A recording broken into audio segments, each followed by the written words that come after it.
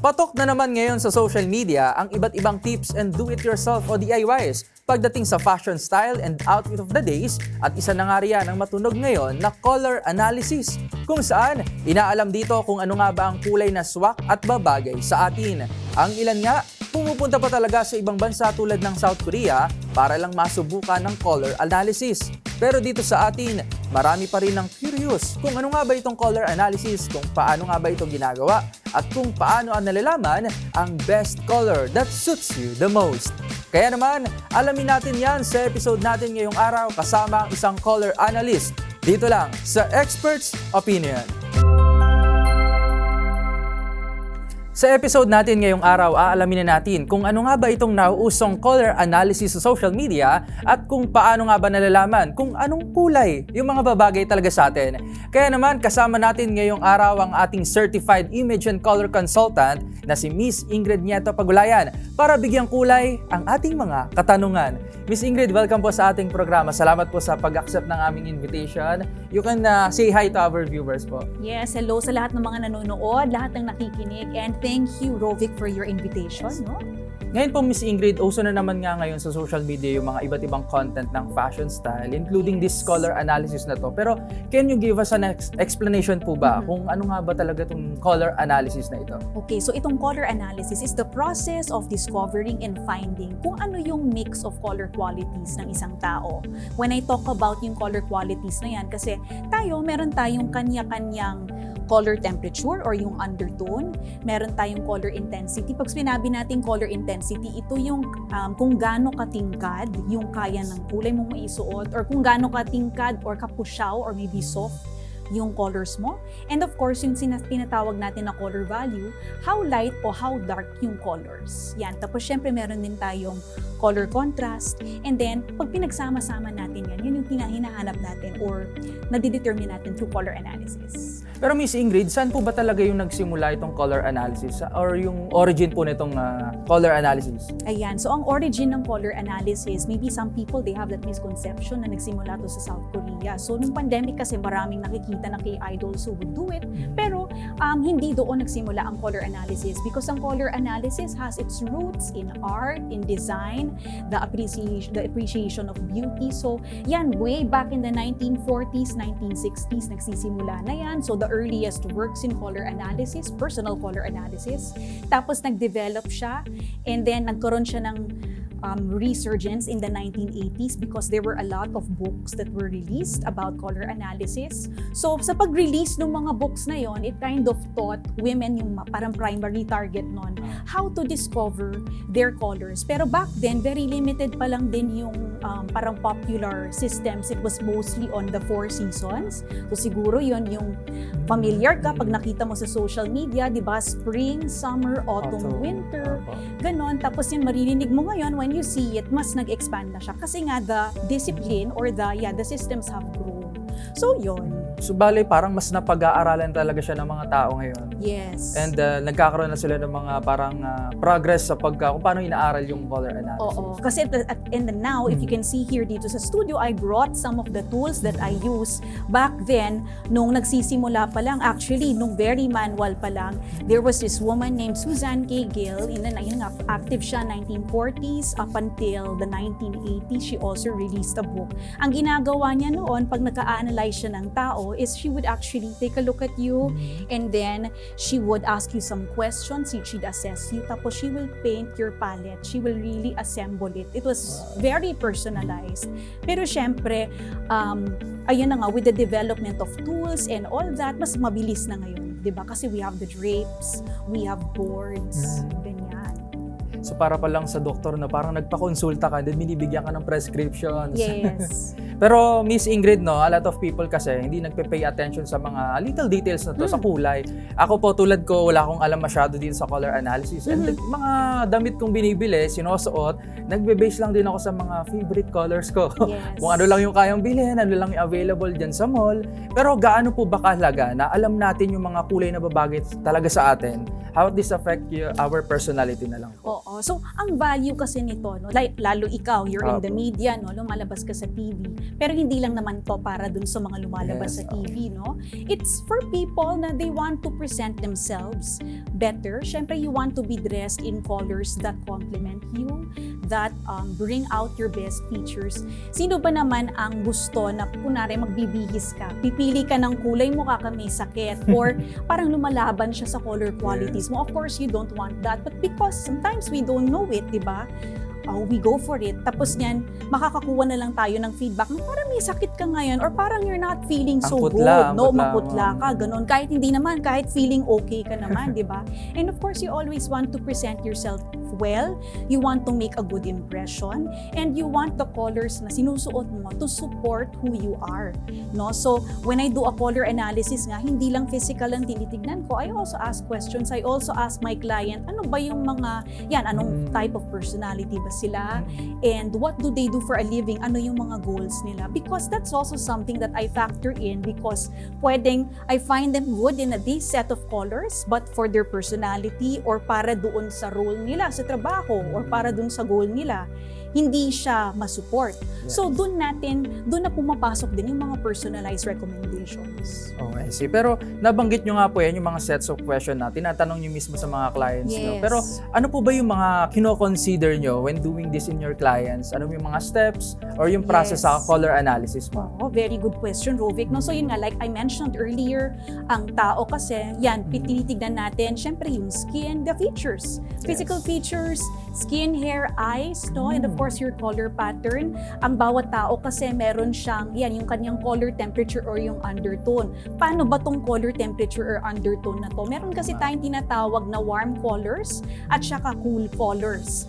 Mainit at saka mga malalamig na color kung tatagalugin natin. Pag sinabi nating warm colors, ikaw, Rovic, anong mga naiisip mo? Mga red, orange, yes. Yan, yung mga ganyan po. Sunlight, fire, the heat of summer, di ba orange ang naiisip mo? How about pag sinabi nating malamig or cool colors? Yan, unang pumapasok sa utak ko, blue.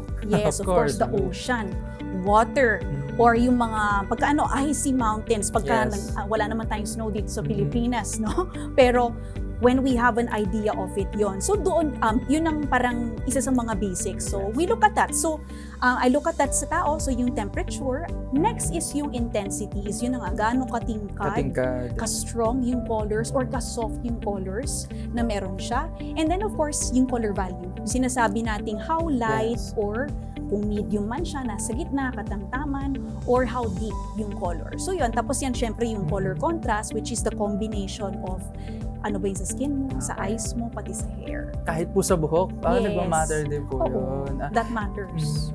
Nabanggit nyo nga po yun, Miss Ingrid, kanina, maraming nagmamatter. Pero matanong ko na rin, yung lighting po ba, environment, ambience, ayan, kung indoor ba, outdoor, kung mainit ba, malamig, or even yun nga, yung seasons po natin, nagmamatter po ba lahat ito? Of course, these are things that matter. If you're asking a question about if these matter, pagka nagko-color analysis session ako, when I do this personal color analysis with a client, syempre nasa studio, and as much as possible, natural daylight, or if meron nga, pag sa studio nga, I ensure na maganda yung timpla ng ilaw. Like what we have now, dito sa inyong studio. So ito kasi, nakikita ko completely, of course, yung colors mo. Ganon. Pero if you're, if you're saying na kung mag-shift ba siya, kung kunwari pumunta ka sa ibang lugar, ganyan. Syempre siguro yung surroundings, but yung personal color mo, pretty much, it won't change. So, ibig sabihin, kung makuha mo na yung talagang personal color mo, kahit saan kang pumunta, nagko-complement pa rin. Yes, kasi ikaw yung remember, when you do personal color analysis, personal, no? Ikaw. Yon. Pag sinasabi mong parang yung surroundings, mga Instagrammable, gano'n. Pag alam mo na ang colors that work for you, then it would also help kasi alam mo na kung kunwari, magpo-post ako sa area na ito, medyo cool yung colors. So alam mo na kung paano ka siguro mag-a-adjust, ano yung magandang color na isuot mo if you're going to be in a certain place. Yun. Ayan. Pero Miss Ingrid, bukod po dun sa, right color na isusuot natin, nagmamatter din po ba or nasasagi rin sa mga kinoconsult sa inyo yung mga accessories na dapat isuot? Yes, of course, kasama siya. It's included in the color analysis consultation. Aside from the colors of the clothes, meron tayong accessories like the jewelry, bags for the ladies, yung scarves, accent pieces, and then of course for the gentlemen, yung tamang tie. Yan, so your ties, your suits, your jackets, and then syempre pagka nag-jewelry din yung men. Watch. Your best metals, and your watches. Yun nga po. Pero Miss Ingrid, sa lahat po ng ito, sa lahat ng ginagawa nyo po sa color analysis, sa tingin nyo po ba, saan po vital na ito, na business or industries, itong color analysis? It's vital, I would say, in fashion, of course, and in beauty, because when clients come to me, that's one of the things they ask, syempre. So how will this matter? Syempre, it will guide them in the type of clothes that they purchase, type of makeup sa mga gents, di ba? Yun din, damit, sa kanilang accessories. And for some, they even want, parang gusto nila everything is cohesive, no? Pag nahanap na nila yung personal color nila, they even take it up a notch. Parang, okay, these are the colors that work for me. Di yung bahay ko rin, medyo i-arrange ko na yung color scheme according to what is nice for me. Yun. Na pasok sa personality mo. Pasok sa personality or pasok dun sa palette, pero syempre hindi naman lahat ng colors ilagay mo sa bahay mo, di ba? Kung red, baka buong bahay natin red na. Pero Miss Ingrid, masasabi niyo ba yung sarili niyo or yung mismong profession nyo is nasa, pag sinabihan kayong fashion style expert kayo, pumapayag kayo, or ganun din po ba nag-fall yung expertise po ninyo? I would say that it's parang it's a branch. Kasi ayan, like even color analysis is actually a subspecialty under image consulting. When we talk about image consulting, we help people with their appearance, no? So to optimize yung kanilang appearance. Pero syempre, it doesn't end with just appearance. Behavior, paano ka mangusap, paano ka mag-behave, no? Your communication, even right now, your digital presence. So sa tao, di ba, all of those are connected. Hindi pwedeng on the surface lang, ganda-ganda ng itsura, pero the moment mag-open ka ng bibig mo, iba yung lumalabas. Parang wait lang, there's that disconnect. So that's what we do as image consultants. So yun na nga, ang color consulting, even fashion, that is an aspect or that's a subspecialty in image consulting. Wow. Sobrang lawak po, no? Pero mas makikita natin talaga yung difference kung ano talaga yung color consultant expert or kung ano yung kaibahan ng ginagawa po ninyo sa ibang mga profession din. Ngayon siguro para mas maintindihan ang ating mga manonood, even me, kung paano nga ba itong color analysis ay susubukan natin ito sa pamamagitan ng isang demonstration. Kaya makakasama ulit natin si Miss Ingrid para subukan ng color analysis sa akin to figure out what's the best color for me. Ayan, ready na po ako, Miss Ingrid. Okay, ready Kaya na. po ako nag-white. Oo. Usually kasi when I do this sa studio, of course I use a cape. Pero ito naman, very good naman tong si Rovic, nag-white siya. Tinanggal niya yung kanyang jacket. So it's easier. Okay, so like he said, this is just a demonstration. This is the fast version of how I do it. Kasi syempre, mas in-depth sa studio. But just to give people an idea of what it is. So, anong naalala mo sa sinabi ko kanina? Meron tayong temperature undertone, no? So, warm and cool. So, ito yung gagawin natin with this first set of tools. Okay? So yan, titingnan ko sa monitor just to make sure I don't hit your mic. So this one is a warmer color versus itong gray, which is cooler. Okay? So again, yan, warmer. Ito naman cooler. So this one, mas okay sa'yo yung cooler, except that, parang sa nakikita ko, ito kailangan meron siyang kasama. Na para meron siyang ka-combine. Yes, okay? Anyway, nasa pa lang naman tayo, first level. So now, we have this type of white, which is a bright white. Cooler siya. And then, we have this next one. Parang sa puti, pareho namang okay. Now, let's look at this. Green. Wait, green. Eto, may napapansin ka ba? If you take a look at yourself yan dyan sa monitor. Parang medyo nag-darken po ba? Parang nag-darken. Parang it's not really the best color for you, pero that doesn't mean you can't wear green. Siguro hindi lang ito yung tamang green para sa'yo. Hahanap tayo ng green. Don't worry. Other shade po. Ayan, this is warmer. Ito naman, ayan. Ayan. This blue is a check for Rovic. Parang nag-bright. Yes, this one is cooler. Alright? Next, let's look at this. Coral. And let's compare it to this pink. Aba, mas okay ka sa pink. This is also cooler. Next, let's take a look at browns. This is a caramel brown. Warmer. Ayan. Mas mainit na version ng brown. Kasi mas nakikita mo, mas may orange siya. Whereas, if we use this, Ito, mas cooler na brown. Mas bagay sa'yo. Ah, Okay? So, at least with this one, nakikita Opo. natin, mas bagay sa'yo ang cooler Cooler colors. colors. Okay? Next, tignan naman natin ang intensity mo. Ito na yung mga colors Sa na tingkad po, no? yung tingkad. So, unahin natin itong very soft. Ayan, ito anong napapansin mo dyan? Siyempre for TV, if this is what Rovic is going to wear, parang, maputla. Yan, no? Adjust tayo. Ito, it's a little bit better than the first, pero not yet quite there. Moderate soft. Dito sa gitna, which is moderate. Now we're getting better, no? So, hindi mo na nakikita na parang masyado kang namutla. This one, at least, yung kulay, parang bumalik sa mukha mo. Next, let's go for another one. Mas patingkad ng konti. Ito, I think kaya pa ni Rovic to. So what I'm looking at now, dito sa tingkad ng kulay, if na-overwhelm ka na ba o parang kinakain ka ng kulay, Opo. para bang nakapatong lang yung ulo mo dun sa kulay, or is it actually harmonizing with you? So this one, Opo. nakikita ko okay pa rin siya. Now let's go for something very intense. Yan. Ito, medyo ano na siya, mas angat na siya sa'yo, no? Mag-overpower. Yes, medyo overpowering na siya. So I see you in the range na moderate to moderate bright. Okay? Okay. Cooler colors, then moderate. Moderate to yung moderate bright. intensity. Okay. Next naman, titignan natin yung color value. So yan, when I look at the color value, combination ng yan. Sa hair mo, of course, this one is darker. Tapos Apo. yan yung sa skin mo, ay it's nasa medium.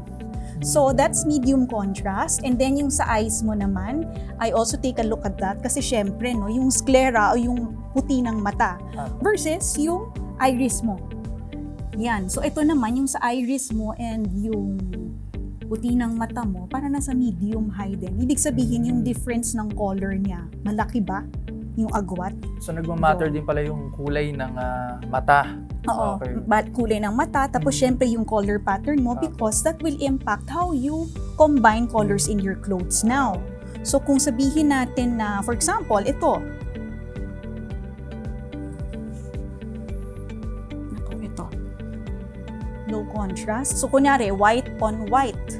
Diba? Parang may pale effect siya. Opo. If you do a white and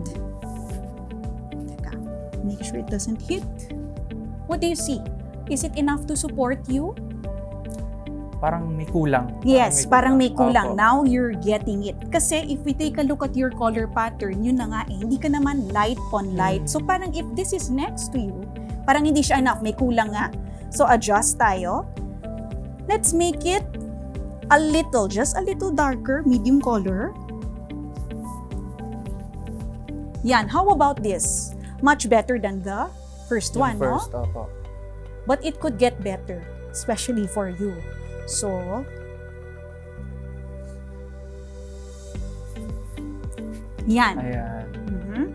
Yes. Medyo check. nagkabuhay. Oo. Tsaka, parang ni-repeat lang natin yung contrast mo. Okay? How about this one? Pwede rin. Although it's a little strong na, no? Pansin mo? So, palagay mo this or ito? Ito siguro po. Oo. Yung ganyan na combination. So, yan ang example ng ating contrast. Wow. Paano niyo po natutunan yan lahat, Miss Ingrid? Meron po ba kayong certain course na kinuha para Yes. matutunan lahat ng color combinations na po niya? Oo, meron. So, I took a course specifically for color. That was my, parang initial course for it. Po. Pero because nga, it's an evolving industry, yon, every year, I make sure that I keep training. Yun. Kasi it's good to get the foundations with, parang with an initial course. Pero dahil nga evolving siya, and of course, you want to expand your knowledge. It's part of the global standards then of the association I'm a part of. Yun, kaya kailangan laging nag-aaral. So yan, titignan natin ang, tong set of colors sa kanya, kung okay ba to. These are cool colors. Teka ha, tatapat natin sa circle, no? So these ones, they seem okay on you. And then, tignan natin. So, set of cool yan. Ito naman, cool din siya. However, what do you notice? Ito medyo mas matingkad na yung color kesa sa'yo. Talagang pagka nilagay ko yung color, mas napapansin yung kulay kesa sa'yo. However, this last set, Tsaka yung bilog ng face po lalo. So yan, this one is also okay, no? So at least we're just looking at the set of parang yung mix of colors na pwede sa'yo. But I also want to try ito nga. So if I put just light colors sa'yo, ayan, anong napapansin mo pag puro light colors lang? Parang pumapantay po yung kulay ko dun sa... Sa ano, no? Pero does it lift you up? Parang yung appearance mo? Or parang it's not quite there? Parang nandito sa bandang blue. O yung sa blue, Opo. kaya lang, ang ano lang, manipis lang Manipis yung blue. lang. Let's look at, ito naman. Ay, yan. Parang litaw ako dyan. A little bit darker, Opo. quite intense, but I see it more here. So we'll set this aside. Kasi, baka nandun sa... Ayan po yung yung mga cool. cool colors. So what we call yung yan, cool and clear colors. Yan. Parang mas better itong set na to. Oo nga po. Yeah, because these are cooler colors. Kadalasan, Miss Ingrid, gaano po katagal, tumatagal lang isang session po ng pagpapa-color analysis? Usually, pag yung in-depth talaga, an Opo. hour. Yan. Sometimes tagal it can pala. take a little bit longer, depende kung maraming tanong yung client or depende nun sa needs or may mga add-on siya doon sa program. How about the price range naman po? Mga gaano po nga patak po yung ganitong per session po? Per session. So, price range about 5,000 and up, depende doon sa education, experience, and expertise, and the certifications of the analyst or the consultant. Yan. Okay? So again, let's compare. This side or this side. Parang I see you as a combination of both. Opo. Kasi pag puro ito naman, it's quite, parang puro dark, no? Opo. But definitely, you can wear these colors. Ito naman, you have a lot more options dito sa palette na to. If you take a look at it, parang quite similar sila. But when I put this on you, ito yung bright and cool, masyado nga siya kasi Opo. matingkad sa'yo. Kung tatagalugin natin, cool at saka very matingkad siya, hindi ba? So this one, it's cooler, tapos niyan, meron siyang depth in terms of the colors, pero hindi ganun ka-dark all the way. Okay? So ayan ang iyong palette. So later you can take photos of it para lang Sige you have a guide. So yun, so basically that's the fast version of the color analysis. Pero yun nga, it's much longer because mas detailed, tapos yan meron pa kaming mga dinidiscuss during the session. Tsaka may binibigay rin po ba kayong handouts? Parang guide po nila right after? Meron akong app that I activate Wow. because ayun na nga, and the clients can come back to me after siguro a few years if they want to get reassessed. Kasi ang colors natin, nag-shift yan. Hindi po siya with permanent? time. It shifts because of yan, the natural aging process. Or for example, may mga iba talagang gusto nila, i-change ko yung hair color ko. Ganon. So, we just try to find yung balance para the colors would still work or we shift it. Nagmamatter din po ba yung changes na yan? For example, tumangkad ako, pumayat ako. Grabe naman. Or sa weight. So weight, it's just what colors you can wear. Siguro kung kunwari, you're trying to conceal, meron kang gusto mong i-highlight na part, no? So yun, it's just going to affect, okay, ano na yung mga pwede mong isuot sa part ng body mo na yon, for example, kasi syempre, kunwari, meron kang gusto na goal na weight. And you want to look slimmer, di ba? There are certain colors na pagsuot mo siya dun sa part ng body mo na yon, nakakaslim. o nakakaslim, or yung pag-combine mo ng colors, di ba? Kasi light and bright colors, ayan, light and bright colors, pag sa sinuot mo siya sa area na, kunwari, gusto mong hindi mapansin yun, hindi mo ma-conceal. Pero dun mo siya sinuot, mas mapapansin yun. So it's just adjusting how you wear yung colors. Wardrobe lang, color combinations. Ayan, Miss Ingrid, kanina nga po nalaman na natin yung process ng color analysis, and of course, nalaman na rin po natin talaga kung ano yung best color para sa akin, para naman papalitan ko na yung wardrobe ko kasi bili lang ako ng bili kung ano lang yung favorite color ko. Pero ngayon, nalaman ko na yung best color na fit sa akin, and also nalaman na rin natin yung price range, kung magkano per session ito. Pero Miss Ingrid, matanong ko naman po, para sa mga tipid, pero gusto pa rin ma-achieve yung best color na fit po sa kanila, baka meron po kayong mga tips or DIY na pwede nilang gawin? Yes. So yan, meron tayong mga, if you're not yet ready to invest in a personal color analysis, what I can recommend is you can start in your closet. Siyempre, may mga damit ka dyan, no? Kung gusto mo, humiram ka rin sa mga kapatid mo para lang makita mo yung variety of colors, no? Try them on and then see what makes you feel good and then try to also get some feedback from people. Pero syempre, the best pa rin if you consult with a professional kasi syempre, our eyes have been trained and we use the right tools to help you find ano yung best color for you. Pero yun na nga ang pinaka-easy siguro na tip ko. Start from your closet. What do you have? Play around with it. Tignan mo kung ano yung mga kulay na meron ka. Kung wala ka namang color variety, because I understand may mga ibang tao, they opt for just black, just neutrals. Paano kung gusto mo mag-try? Then you can go to the store, you can just try out some other colors doon na hindi mo pa na-explore and just try to see, observe mo kung ano yung mga, parang ano yung nararamdaman mo when you put those colors next to you. Siguro one more thing that you have to watch out for, pag naglagay ka ba ng color, mas napapansin ba yung kulay kesa ikaw? Pag nilalagay mo ba yung certain color na yon near your face, does it give you that, parang meron kang lift, mukha kang healthy, you look radiant, or pagka nandun ba yung color na yon next to your face, mukha kang mapusyaw, mukha kang, yun na nga, you look like you're very dull.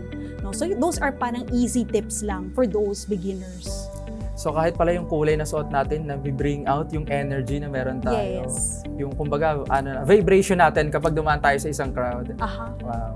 Ito po, Miss Ingrid, lastly, meron po ba kayong any tips or message po sa mga viewers natin? And also, invite them na lang po kung saan po sila pwedeng magpa-session at masubukan itong color analysis. Yes, thank you so much, Rovic. No? So I would like to invite our viewers. Thank you so much for, of course, listening to our discussion today, and I hope that you found that helpful. If you would like to book your session, you can just go to my website, ingridnieto.com, and then you can also send a message through my social media. That's Miss Ingrid Nieto, and then ang booking link ko is missingridnieto.as.me.